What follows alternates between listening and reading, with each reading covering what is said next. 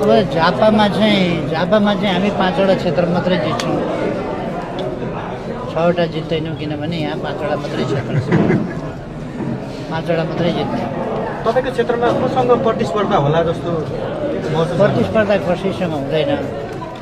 कानुनी हिसाबले भन्ने हो भने चुनावमा मनोनयन गरेर उम्मेदवारी दिएकाहरू प्रतिस्पर्धै भनेर उत्रिएका छन्, त्यो आफ्नो ठाउँमा छ। तर प्रतिस्पर्धा भन्ने त्यस्तो कसैसँग हुँदैन।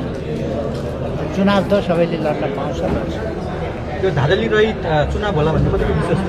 त्यो कठिन छ, तर हामी धाँधली रहित चुनाव गराउने हाम्रो उद्देश्य छ, हामी त्यो गराउँछौँ।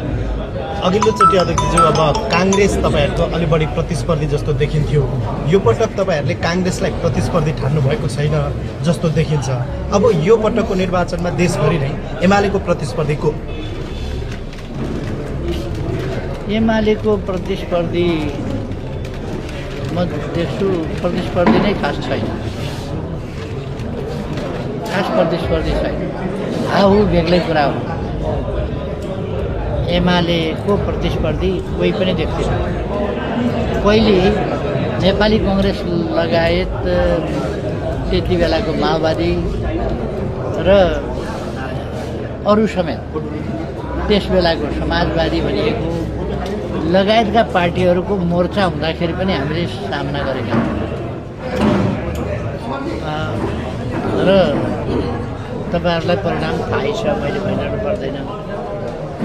डबलभन्दा बढी मतले हामीले जितेकै थियौँ।